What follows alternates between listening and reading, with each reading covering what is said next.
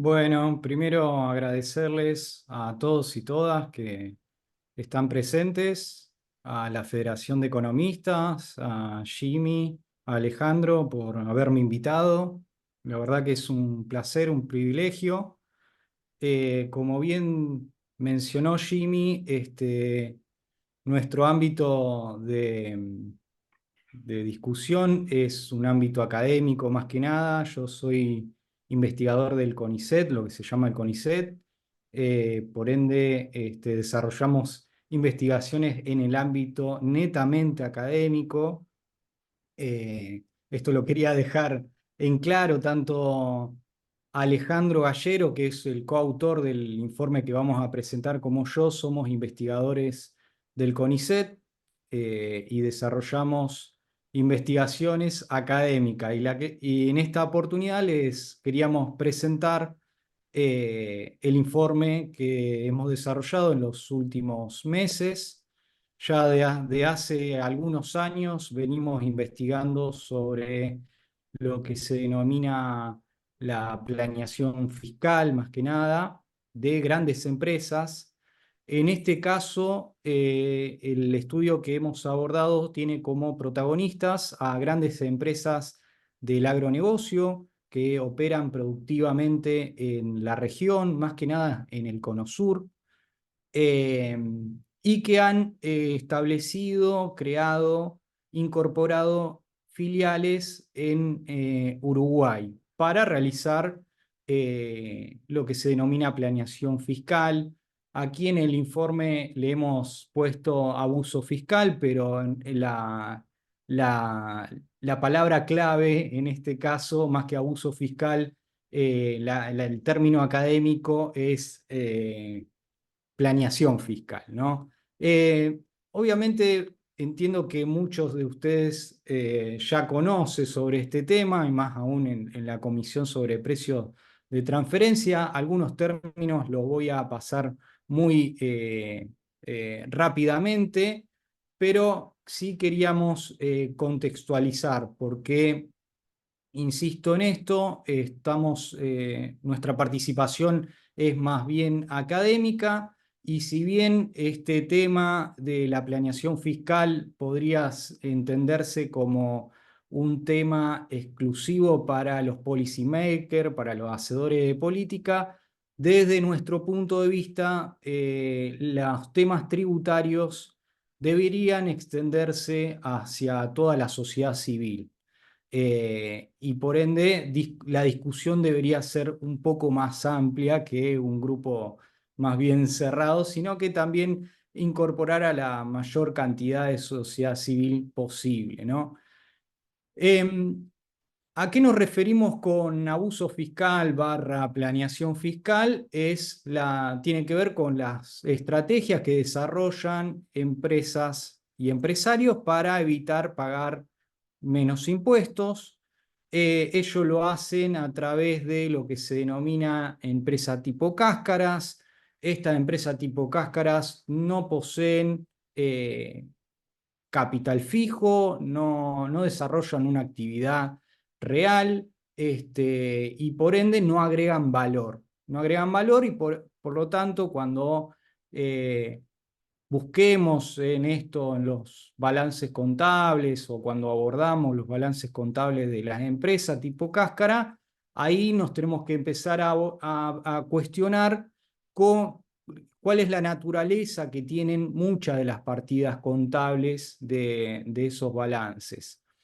Lo que pretendemos presentar en este informe justamente es una investigación que nos llevó un tiempo y que tiene que ver con las prácticas que desarrollan grandes empresas del agronegocio a través de empresas tipo cáscara radicadas en Uruguay. Es decir, son empresas que no desarrollan una actividad real, no agregan valor a la producción y la comercialización, y por ende se da esta posibilidad de la planeación fiscal, ¿no? Dicho esto, nosotros en este estudio lo que queremos presentar son y van a ser mayormente datos contables de empresa tipo cáscara perteneciente, ¿no?, al agronegocio, radicadas en Uruguay, que entendemos que se dan este proceso. Nuestra hipótesis, justamente, nuestra principal hipótesis es que se desarrolla planeación fiscal barra abuso fiscal, ¿no? A partir de estas empresas tipo cáscaras radicadas en Uruguay. Bien, ahora no, siempre nos gusta también tratar de poner, contextualizar un poco también las consecuencias de este abuso fiscal, de la planeación fiscal, que va más allá de la reducida capacidad de recaudación que tengan las agencias tributarias y por ende la pérdida de tributos, porque justamente estas actividades y estrategias que desarrollan muchas de las empresas tienen como objetivo pagar, evitar pagar menos tributos, ¿no? Eh, Digo, va más allá porque se da en un contexto en el cual la última globalización en América Latina en particular y en el mundo en general, se está discutiendo actualmente lo que se denomina como la competencia fiscal, y más aún a partir del 2021 con el Pilar 2, con la tasa mínima global, para combatir, entre comillas, este tipo de práctica de la planeación fiscal, ¿no?, de las empresas. Eh, las consecuencias tienen que ver con lo fiscal, tienen que ver con la redistribución del ingreso. A las sociedades le interesa el tema de la redistribución del ingreso y por ende que los grandes capitales y las grandes empresas, los grandes empresarios eviten pagar impuestos, empeora justamente la distribución del ingreso. Eso es un debate también que se da en el ámbito académico con respecto a la relación entre planeación fiscal y distribución del ingreso. Y otra no menor, tal vez en el caso argentino, es un tema muy relevante que tiene que ver con la escasez de divisas. Es decir, la planeación fiscal impacta en lo que se denomina la restricción externa. ¿Por qué? Porque estas prácticas de planeación fiscal lo que terminan o lo que termina ocurriendo es que dólares, divisas, escapan de las economías en las cuales verdaderamente producen las empresas a través de la subfacturación de exportaciones o sobrefacturación de importaciones, entre otras actividades que, enmarcadas en la planeación fiscal, ¿no? Y por ende se da lo que en algunos ámbitos académicos se denomina como fuga de capitales, salidas de capitales, etcétera, ¿no? Entonces, el hecho de que se desarrolle la planeación fiscal también impacta en esto, en la denominada restricción externa, en la falta de dólares, y que en países en desarrollo, como son los nuestros, en el caso argentino en el cual me encuentro, es muy importante porque necesitamos divisas para poder importar, para poder pagar la deuda externa, pagar intereses, etcétera, etcétera, ¿no?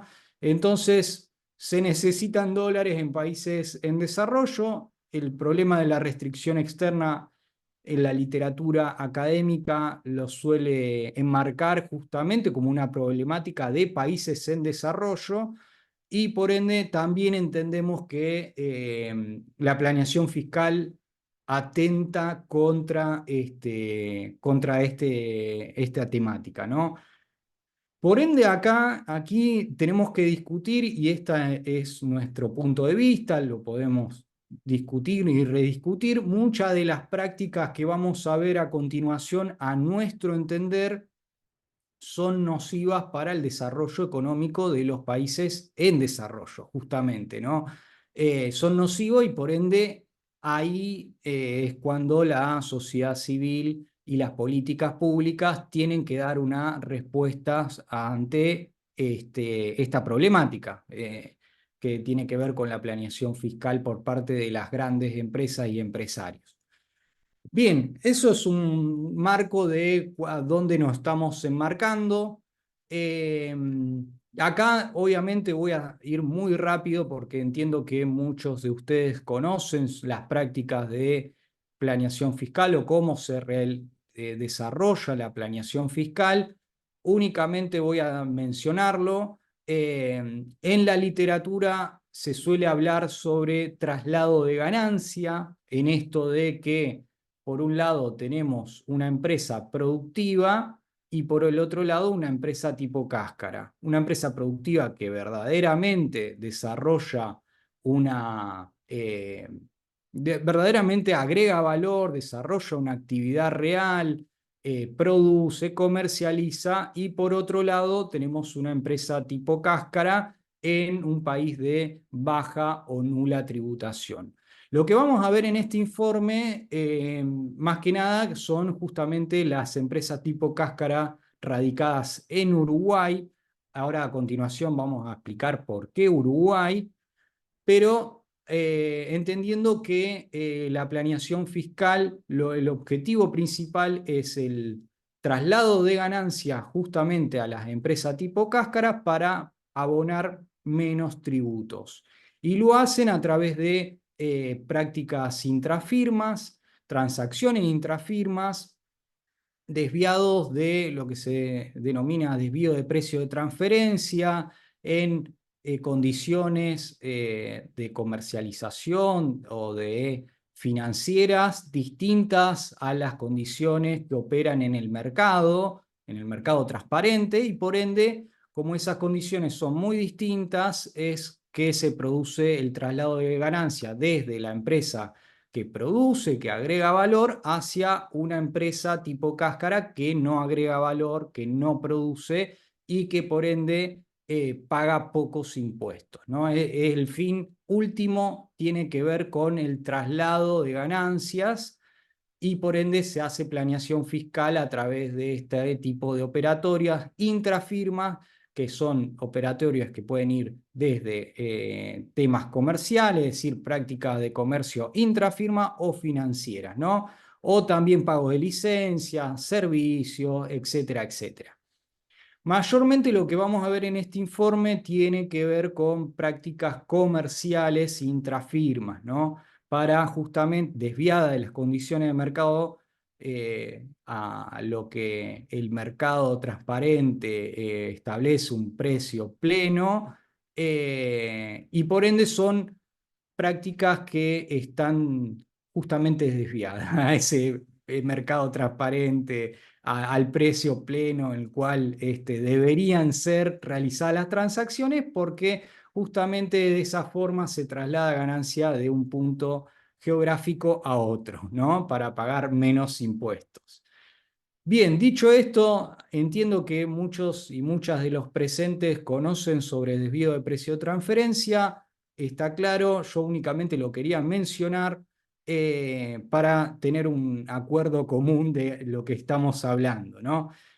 Bien, ahora bien, si vamos concretamente al informe, lo que queremos destacar son varias cuestiones. El informe a continuación que vamos a presentar tiene como protagonistas a 20 empresas tipo cáscaras radicadas en Uruguay, en donde capta justamente ganancias generadas principalmente por países de la región, de Argentina, de Brasil, también de Paraguay, de otros países de la región, del Cono Sur también. Y hablamos de 20 firmas tipo cáscaras del agronegocio. Aquí los pueden ver mejor, son pertenecientes a Cargill, a Bunge, es decir, son firmas internacionales, multinacionales, muchas de ellas.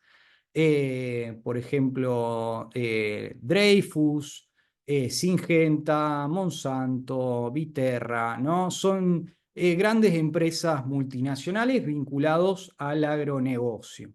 También hay algunas empresas particulares de capital nacional argentino, proveniente de familias históricas, ¿no?, de Argentina, como son el caso de Vicentín, o también el de Molinos Agros, Molinos Oversea, eh, o AGD también. AGD Trade es una empresa netamente de capitales argentinos, ¿no? Entonces, conviven en este panel tanto empresas multinacionales como algunas empresas particulares de capitales argentinos. Ahora bien, una de las grandes preguntas que nos podemos hacer desde este análisis es cómo y por qué caracterizamos a las empresas tipo cáscara. Es decir, nosotros con Alejandro Gallero, que es otro de los autores de este informe, tuvimos acceso a los balances contables de estas 20 empresas tipo cáscaras radicadas en Uruguay. Tuvimos acceso a esos balances contables y ahora bien, la pregunta que nos podemos hacer es cómo caracterizar a estas empresas, en el sentido de que cómo podemos identificar que son empresas tipo cáscara. Por un lado, podemos decir que son empresas tipo cáscara porque, por una cuestión de desconexión entre la economía anfitriona, en este caso Uruguay. Uruguay es un país latinoamericano relativamente chico, con 3 millones de habitantes, relativamente chico, y por ende hay una desconexión entre lo que significa la economía uruguaya con respecto a lo que se muestran en libros, en los balances contables de estas 20 empresas tipo cáscara. Para que se den una idea, esta desconexión significa, por ejemplo, que estas 20 empresas tipo cáscara facturaron en el 2021 42 mil millones de dólares, lo que representa el 72% del PBI uruguayo o el 300% de las exportaciones uruguayas, o si lo quieren ver en términos más similares, de comparar ventas con algo, una cuenta nacional o un indicador de la cuenta nacional de Uruguay, que se relacione, lo podemos comparar con el valor bruto de producción, que allí vemos tanto los bienes finales como los intermedios, y estos 42 mil millones de dólares representa el 43% del valor bruto de producción de Uruguay. Entonces estamos hablando de que, insisto en esto, hay una desconexión entre la economía anfitriona y los libros contables de estas empresas, porque justamente el peso que tienen esta facturación no tienen dimensión alguna. Y por ende uno puede empezar a hablar de que existe una ficción, a priori uno puede decir, existe una ficción contable, ¿no? Ahí, que verdaderamente es lo que ocurre. Por eso las ventas de las empresas tipo cáscara no impactan en la contabilidad nacional uruguaya, ¿no? Porque son una ficción. Lo único que no es una ficción es el traslado de ganancia y el menor pago de impuestos, ¿no? Pero por un lado tenemos ese elemento, hay una desconexión muy grande entre la empresa tipo cáscara radicada en Uruguay y la economía uruguaya. Otro elemento que podemos hablar en el sentido que se tratan de empresa tipo cáscara tiene que ver con lo que este tipo de firmas paga de sueldos a sus empleados. Suele ser relativamente menor o insignificante para una empresa que factura este nivel de ventas, ¿no? Por otro lado, las empresas tienen un mínimo nivel de activos fijos en sus balances contables, lo cual, insisto, si no tienen empleados, no tienen capital fijo, es un indicio de que se trata de una empresa que efectivamente se trata de una empresa tipo cáscara. Otro elemento que nos puede indicar que se trata de una empresa tipo cáscara es el hecho de qué menciona en el objeto social esta empresa. En general, todas ellas, las 20 firmas a las cuales hemos estudiado, todas hablan de que realizan operaciones intrafirmas, que son intermediarias, que en muchos casos, y lo mencionan en estos términos, que no agregan valor a la producción. Y por ende, bueno, ahí hay un elemento adicional, ¿no? Si el propio balance contable te está mencionando a través de su objeto social a lo que se dedica la empresa, ya es un indicio de que estamos hablando de una empresa tipo cáscara, ¿no? Y por último, otro indicio para hablar de una empresa tipo cáscara tiene que ver con el régimen tributario en el cual se ampara. En general, todas las empresas tipo cáscara se radican en países o en economías de baja o nula tributación. Y en los balances contables se suele mencionar esto, se suele mencionar como un activo, como algo que las beneficia, ¿no?, a esta empresa, y es el caso de justamente estas firmas uruguayas pertenecientes al agronegocio, ¿no? Es decir, a través de todos esos elementos, uno puede decir que se trata de empresas tipo cáscara o que señalan que estamos hablando de empresas tipo cáscaras, ¿no? Insisto en esto, es debatible, lo podemos debatir, no hay ningún problema. Nuestra hipótesis es que estas empresas son empresas tipo cáscara que realizan planeación fiscal, y bueno, en gran parte todos los elementos no están señalando eso, ¿no? Evidentemente. Bien, ahora otra pregunta que nos podemos hacer es ¿por qué Uruguay? ¿Por qué eligen estas empresas que son productivas, que realizan una actividad productiva? ¿Por qué establecen una filial en Uruguay? Debo decir que todas estas filiales son bastante recientes en términos históricos y datan en general del 2000 para adelante. Las últimas incluso fueron incorporadas, registradas en el 2018-2019. Así que muchas de ellas son bastante nuevas. Eso también es otro elemento que nos puede hablar de empresas tipo cáscara, porque la demografía, lo que se denomina académicamente la demografía empresaria, suele nacer y morir, ¿no? Tienen una natalidad y una mortandad muy rápida, es decir, se crean unos años para lo que se necesite. Las empresas tipo cáscara generalmente funcionan de esta forma, se crean, se las utilizan unos años y luego desaparecen, se liquidan. Es decir, eso también es una característica de las empresas tipo cáscara, ¿no? Bien, ahora bien, ¿por qué Uruguay? Tal vez esto, no sé hasta qué punto ustedes conocen al caso uruguayo. Mi idea era también un poco profundizar en este punto, también lo podemos discutir.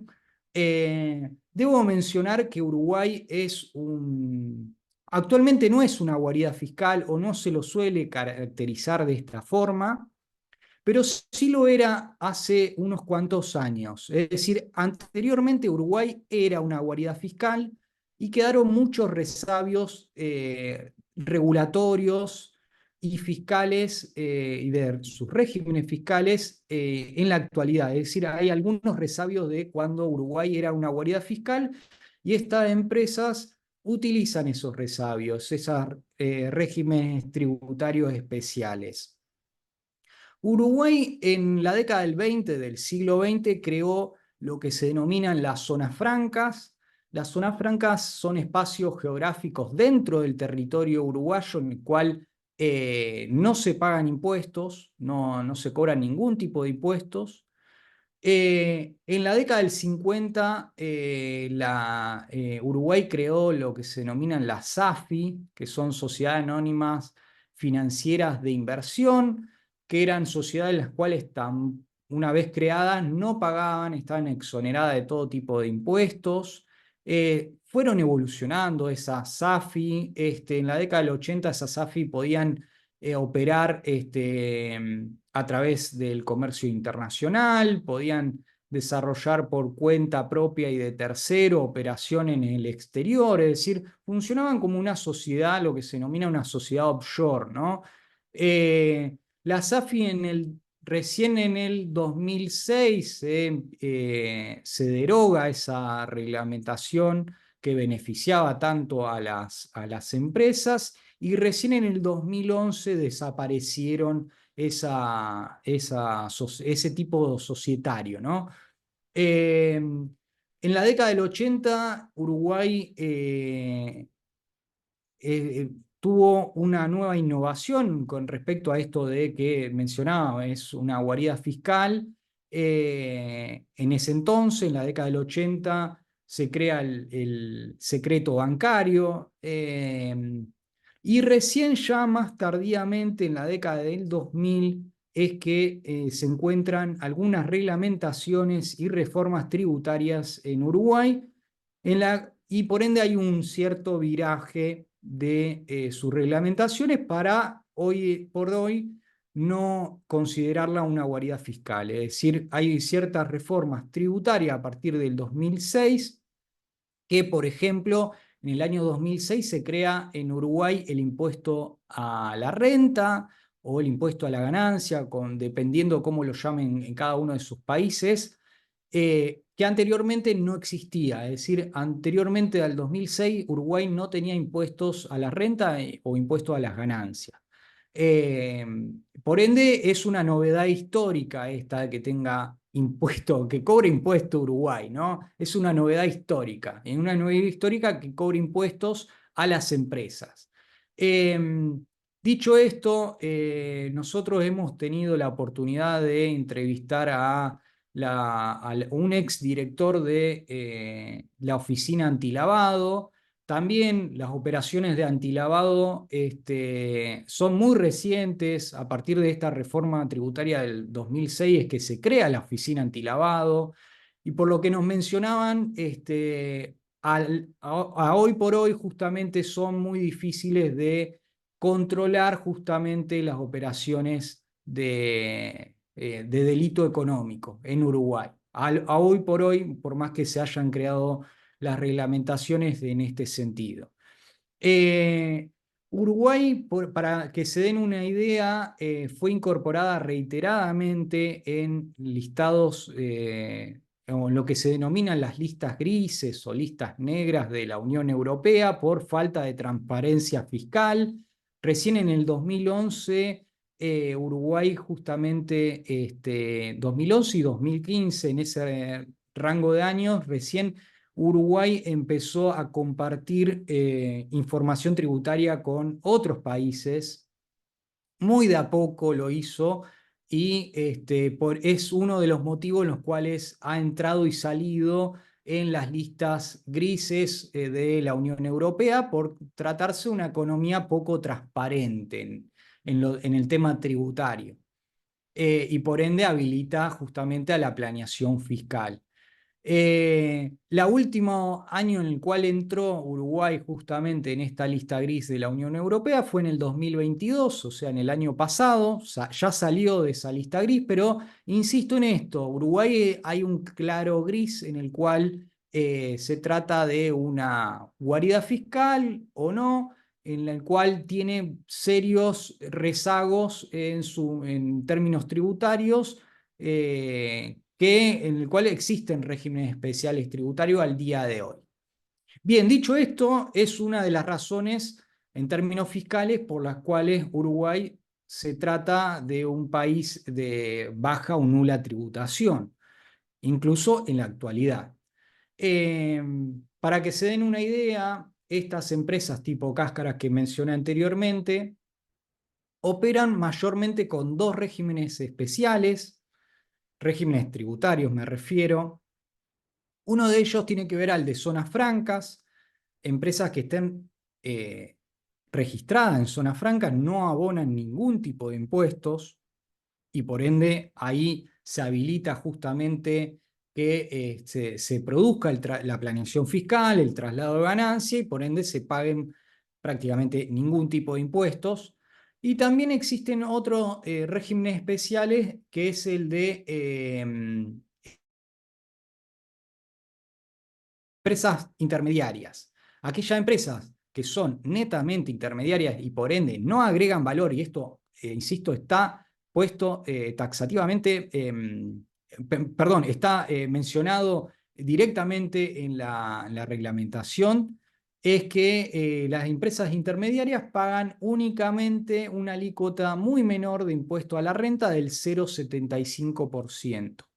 Es decir, todas estas empresas tipo cáscara que mencioné, estas 20 empresas tipo cáscara, se amparan en estos dos regímenes especiales tributarios por los cuales pagan muy pocos impuestos. Debo decir para alguna caracterización, ¿no? Que en Argentina la tasa estándar de impuesto a las ganancias, lo que se denomina aquí en Argentina impuesto a las ganancias o impuesto a la renta, como lo quieran mencionar, es del 35%. El impuesto estándar, este que se creó en el 2006 de impuesto a la renta en Uruguay, es del 25%. Pero, insisto, este 25% es exclusivamente para aquellas empresas que sí verdaderamente agreguen valor y creen y desarrollen una actividad productiva y real.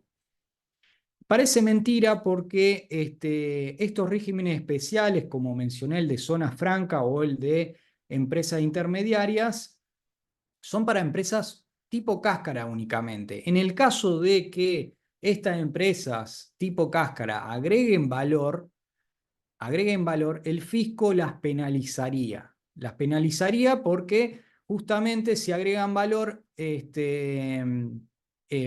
fisco le aplicaría la tasa del 25%, ¿no?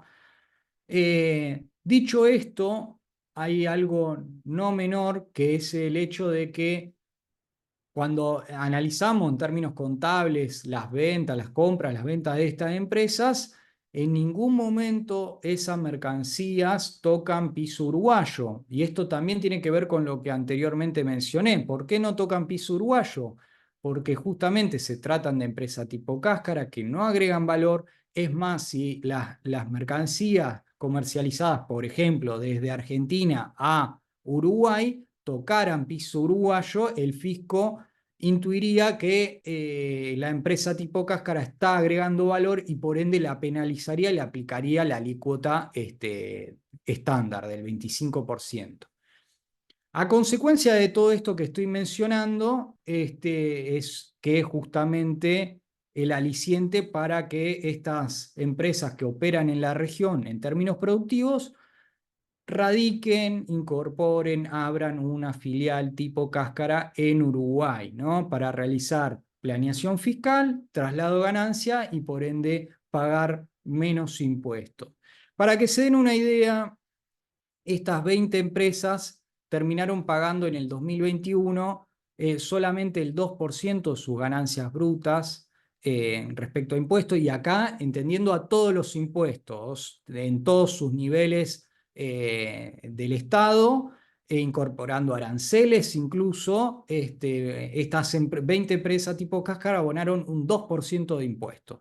Está claro que aquellas que están incorporadas en zona franca directamente no pagaron ningún impuesto, ¿no? Pero bueno, para que se den una idea, que estamos hablando de que prácticamente pagan muy, muy bajos impuestos a la economía uruguaya estas empresas tipo cáscara, ¿no? Bien, dicho esto, cuando hablamos de estas empresas tipo cáscara, si uno abre el balance contable, ¿no? De esta empresa tipo cáscara en Uruguay, uno se tiene que empezar a preguntar cuál es la naturaleza de la ganancia que se muestra, ¿no? en ese balance contable. ¿De dónde puede provenir la ganancia? Bueno, en parte ya lo mencionamos, puede provenir justamente del traslado de ganancia, en esto, la subfacturación de exportaciones, la sobrefacturación de importaciones, es un elemento en el cual se está trasladando ganancia de un punto geográfico a otro para pagar menos impuestos y por ende es una de la naturaleza de esta ganancia contable de las empresas tipo cáscara. Para que se den una idea, estas empresas tuvieron como ganancia a partir justamente del traslado 786 millones de dólares. A partir únicamente del traslado de ganancia, tuvieron netamente este monto. También debo decir que son años muy particulares, porque el estudio que hicimos abarca el periodo 2017-2021 y ahí se puede ver muy bien que estas empresas tipo cáscaras en el año 2020-2021 aumentan muy significativamente su ganancia.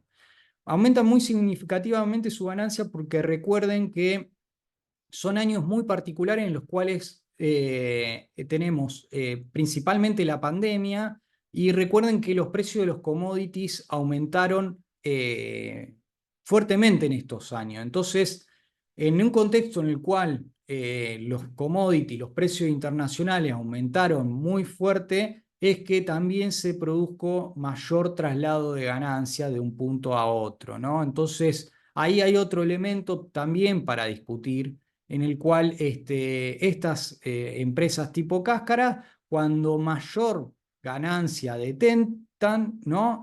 Son cuando la empresa productiva también detenta mayores ganancias. Entonces, la empresa productiva tiene mayores ganancias y rápidamente es trasladada justamente a un país de baja o nula tributación. Está claro que no son los únicos intermediarios esta empresa tipo Cáscara en Uruguay. Para darles un ejemplo, ¿no? Cargill en Brasil opera principalmente con Cargill en Uruguay, y Cargill en Uruguay a su vez y Cargill en Uruguay es un intermediario.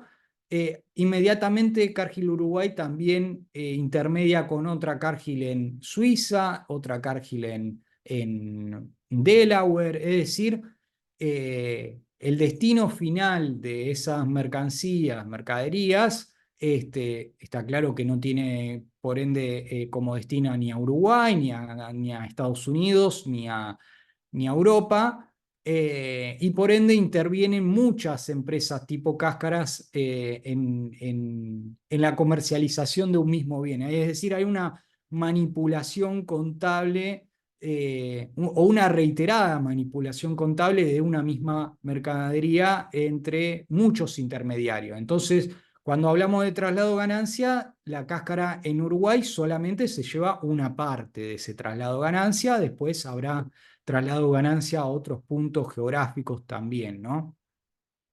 Dicho esto, debo remarcar que aumentó significativamente la ganancia de estas empresas en estos años. También la ganancia proviene de actividades netamente especulativas, si se quiere, o financieras más que especulativas, ¿no? De compra y venta de activos financieros, y por ende la ganancia de estas 20 empresas en este rango de 5 años, 2017-2021, fue de 3.900 millones de dólares. Es bastante significativo, ¿no? Es decir, la ganancia de una empresa tipo cáscara puede provenir de estos dos ámbitos, tanto del traslado de ganancia como también de ganancias financieras, ¿no? En compra-venta de activos financieros. Ahora bien, y esto también para dimensionar, y ya cerrando, ¿no? Para dimensionar un poco las cáscaras y las filiales uruguayas, para que se den una idea, las filiales de Cargill en Uruguay explicaron y concentraron el 60% de las ganancias totales mundiales de Cargill. Es decir, estamos hablando, fue un año muy particular el 2020 también, porque aumentó muy significativamente el precio de los commodities. Gran parte de esta ganancia, debo decir, tiene como explicación ganancia financiera, más que nada, más que traslado de ganancia. Pero digo, estas empresas tipo Cáscara en Uruguay concentran una parte significativa de la ganancia de todo el mundo, de toda la multinacional, ¿no? Otro ejemplo es el de Bunge.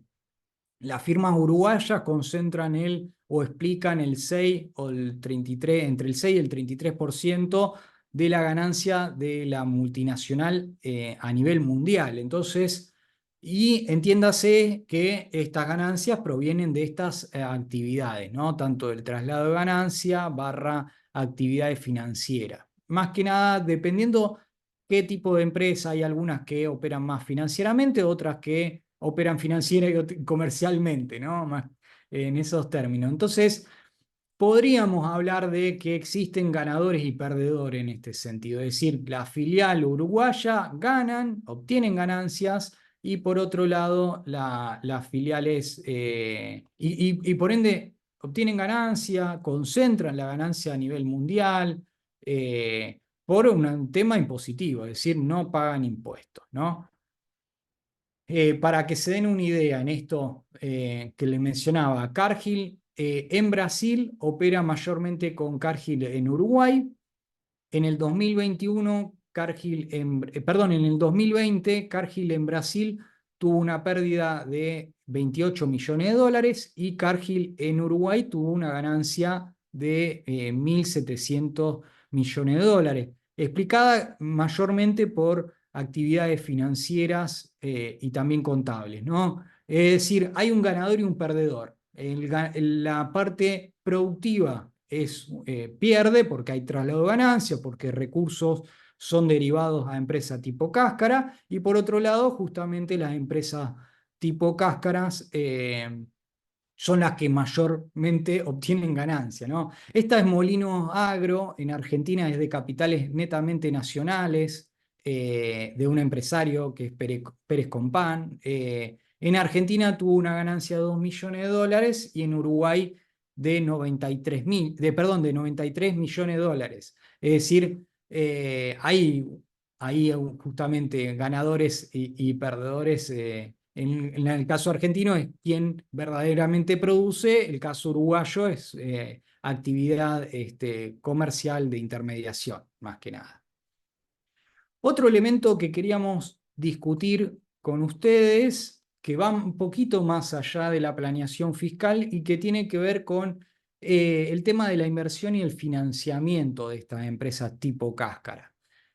¿Por qué? Porque entendemos lo siguiente, y esto, insisto, también tiene que ver con una discusión que podemos dar, que es el tema que las empresas, como hemos visto, las empresas que verdaderamente producen, que agregan valor, tienen menos recursos. Tienen menos recursos por dos motivos. Uno, porque justamente se traslada ganancia de un punto geográfico a otro y por ende, si tiene menos ganancias, puede financiar o se le dificulta financiar justamente las inversiones en activos fijos, maquinaria, infraestructura, me refiero a eso, propiedades, etcétera, ¿no?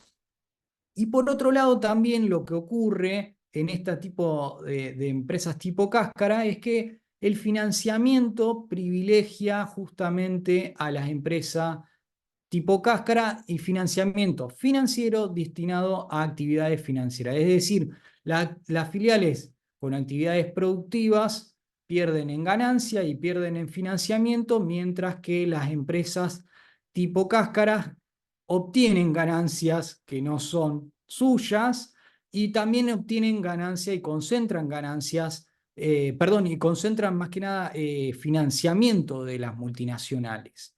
Volcado también a activos financieros, como les mencioné anteriormente. Es decir, y está claro, son empresas tipo cáscara, no invierten en términos productivos, entonces ese financiamiento es volcado únicamente a activos financieros. Entonces, y esto, insisto, es para discutir si existe un desplazamiento del financiamiento de las actividades productivas por privilegiar justamente en actividades netamente financieras, es decir, si ocurre ese desplazamiento y por ende, insistimos en esto, es una nueva, si se quiere, una nueva actividad que resulta nociva justamente para las economías en desarrollo, porque justamente necesitamos la economía en desarrollo de mayores inversiones en activos fijos para justamente dar ese salto productivo y tecnológico. Entonces, si hay un desplazamiento hacia actividades netamente financieras por parte de la multinacional, es que no se puede dar ese salto.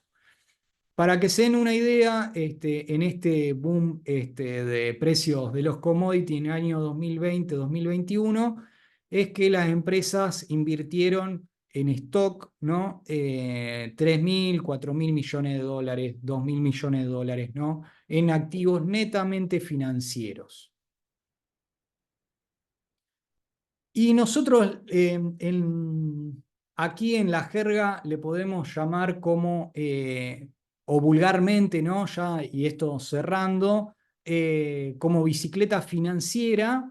En la academia, en la literatura académica, se les suele decir carry trade, que el carry trade significa endeudamiento, que ese endeudamiento se vuelca a activos financieros y por ende se obtiene una ganancia financiera de ese endeudamiento, ¿no? Y de ese vuelco de ese endeudamiento hacia activos financieros.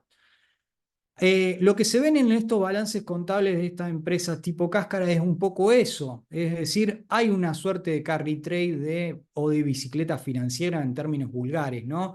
De estas empresas tipo cáscara en el 2021, para que se den una idea, se endeudaron o tomaron deuda por 10.000 millones de dólares, volcaron eso de financiamiento a activos financieros atados al movimiento de los precios internacionales, de los precios de los commodities, como fueron años en los cuales aumentaron grandemente estos precios internacionales, que justamente tuvieron una ganancia netamente financiera en estos años. Y piensen más que nada que, y por lo menos hablo desde mi punto de vista, desde Argentina, que es interesante cómo un país como la Argentina le cuesta tanto endeudarse, como en el caso argentino, y obtener financiamiento. Parece no menor que una empresa tipo Cáscara, que no desarrolla ningún tipo de actividades productivas reales, se puedan endeudar tan fácilmente por estos montos, ¿no? 10.000 millones de dólares. Acá obviamente se están endeudando con empresas intrafirma, y por ende están desarrollando un negocio netamente financiero, ¿no? Por eso la empresa de Cargill, que mencionaba anteriormente, que aumentó tanto las ganancias en el 2020 y habíamos visto que eran casi 2.000 millones de dólares, gran parte de esa ganancia está explicada en esta bicicleta financiera también, ¿eh? Es decir, insistimos en esto, no hay solo una beta o una arista solo fiscal, sino también, bueno, discutir algunos elementos que tienen que ver con el desarrollo económico, con la inversión, con el financiamiento, ¿no? Eh, Bien, dicho esto, les agradecemos. Pueden encontrar el informe, acá lo tienen para escanear, lo pueden encontrar en Google, si googlean justamente cruzar fronteras para cosechar ganancias. Este informe lo hicimos con el auspicio de la Fundación Friedrich Ebert, que es una fundación alemana, que pudimos, gracias a ello, acceder a los balances contables. Pudimos viajar justamente a Montevideo e entrevistar a muchos referente en términos tributarios de Uruguay y poder entender un poco mejor el caso uruguayo. Así que muchísimas gracias a todos y todas. Espero haber sido claro en la exposición.